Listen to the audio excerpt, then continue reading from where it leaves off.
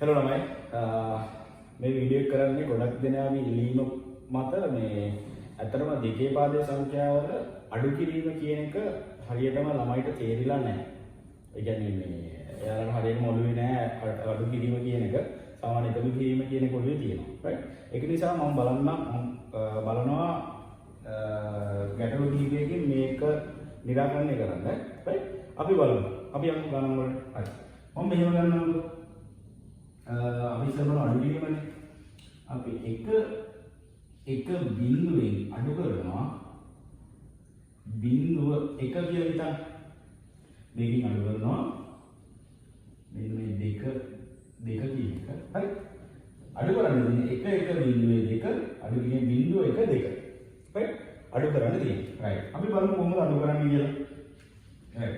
බිඳුව එකක් අඩු කරන්න පුළුවන්ද? බෑ. අපි 10 පාදයේ සංඛ්‍යාව වල බිඳුව එකක් අඩු කරන්න බෑ. එතකොට අපි අර පුරුද්ද මොකද්ද? අපි වම් අත පැත්තෙන් මෙහෙට يعني මේ පැත්තෙන් මෙහෙට එකක් ගන්නවනේ. right?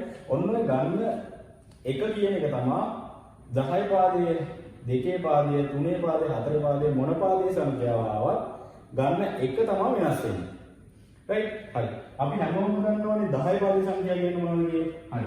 මම මෙන්න මේකම 10 පාදයේ සංඛ්‍යාව කැසින් වල පොඩ්ඩක් පැහැදිලි කරන්නම්. කියන්නේ 110 අඩු කරන්න දෙනවා එකක්. හරි. මේ විදිහට දැන් අපි 10 පාද මේක හරි සරලයි. දැන් අපි මේ අඩු කරන මෙතනට දාන්නවානේ. බිඳු එකක් අඩු කරන්න බෑ. මේ පැත්තෙන් එකක් ගන්නවානේ.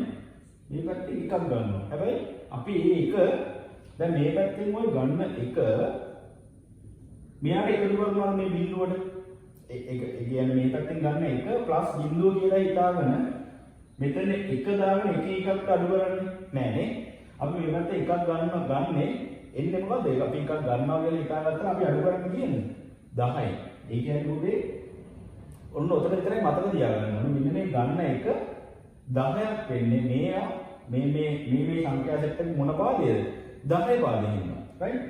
මේක 10 පාදයේ නිසා තමයි මේ පැත්තෙන් ගන්න එක 10ක් වෙලා ඉන්නේ. right? එතකොට මේ පැත්තෙන් එකක් ගන්නවා තමයි. හැබැයි ඉන්නේ 10ක් වෙලා. ඔන්න 10 එකක් අඩු කරපුවම 9යි. මෙයා මේ තිබ්බ එක මෙහාට දුන්නාට පස්සේ මෙයාට සතපක් කරන්නේ. ඔන්න බිඳුවක් වෙලා මෙන්න 109 කියලා උත්තරේ එනවා. right? මේක තමයි උත්තරේ. හැබැයි මේ 10 පාදනේ. එතකොට ඔය විදියටම හිතන්න පුතේ. හරි? බිඳු එකක් අඩු කරන්න බෑ.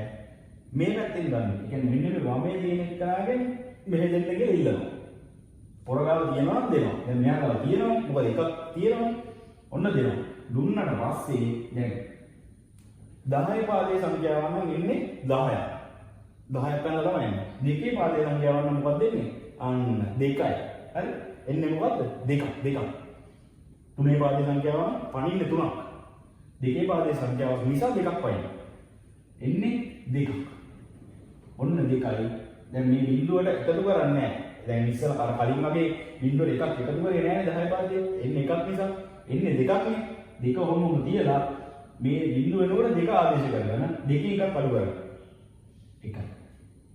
පැහැදිලිද? එන්නේ 2ක් දෙකේ එකක් අඩු කරගන්න. දැන් මෙයාගාව තියෙන ඔක්කොම දුන්නාට පස්සේ රතෝණක් වන්නේ අන්න බිඳුවයි. බිඳුවක් අඩු කරන්න පුළුවන් බිඳුවයි. හරි මෙයා මේ ගණන් කතාවට සම්බන්ධ නැහැ. එයාගෙන් කීයක් කියෙත් නැහැ. එයාට එකතුනෙත් නැහැ. ඒක නිසා උත්තරේ එකයි. මෙන්න right. අපි යන මේ ගණන right එක බිඳුවේ අඩු කරන්න තියෙන්නේ 1 1 2. right හරි. දැන් මොකද හිතන්නේ බා දෙකේ පාදේ වැඩි ස්ට්‍රෙස් ගන්න එපා. හරි ලේසි මේ එහෙම නිකන් සැහැල් වෙන්න හිතන්න. හරි. ඔන්න බිඳු එකක් බෑ අන්න මතක් වෙනවා. අපි ඉන්නේ මොන පාදයේද? දෙකේ පාදයේ සංඛ්‍යාවනේ. අන්න බිඳු එකක් අඩු කරන්න බෑ. හරි. බිඳු එක අඩු කරන්න බෑනේ මොකද කරන්නේ? වම් පැත්තෙන් පයින් කීයද? පයින්නේ 2ක්. අන්න very good. අන්න 2ක් පැන්නා. අන්න දෙකෙන් දැන් මයිනස් අඩු කරන්න. දෙකෙන් එකක් අඩු කරන්න පුළුවන් 1යි. හරි. දැන් මේ තියෙන එකක් තියෙන එක මෙයා දුන්නාට පස්සේ මූ ගාව තවහක් නැහැ. හරි. අන්න දැන් අරකමයි බිඳු එකක් අඩු කරන්න බෑ. හරි. හැබැයි වම් පැත්තේ ඉන්නවා මංගව තියෙනවා මම දෙන්නම් කිය පොර ඉන්නවා බලාගෙන. හරි. මේක දුන්නාට පස්සේ මෙයා දෙනවා මේ පැත්තේ 2ක්. හරි. මෙයා දුන්නාට පස්සේ මෙතන බිඳුවයි අන්න තව දෙකක් එනවා. ඒ දෙක මෙයාට ආවට පස්සේ දෙකේ එකක් එකයි. මෙන්න මේක මෙයාට දුන්නාට පස්සේ ඉතුරු වෙන්නේ කීයද? බිඳුව. right. ඔච්චරයි. හරි සරලයි. මේ අර මතක තියාගන්න ඕන එකම එක මොකද්ද? එන්නේ මොකද්ද? මේක වම් අත පැත්තෙන් ගන්න එක කරා එන්නේ දෙකක් කියලා විතරයි. හරි? right. මම හිතනවා ඔයාලට තේරෙන්නේ නැති කියලා. හරි? ඔයාලට මොන ප්‍රශ්නයක් තියෙනවා නම් කමෙන්ට් සෙක්ෂන් එකේ කමෙන්ට් කරන්න. හරි? එහෙනම් අලුත් වීඩියෝ එකකින් ආයෙත් හම්බ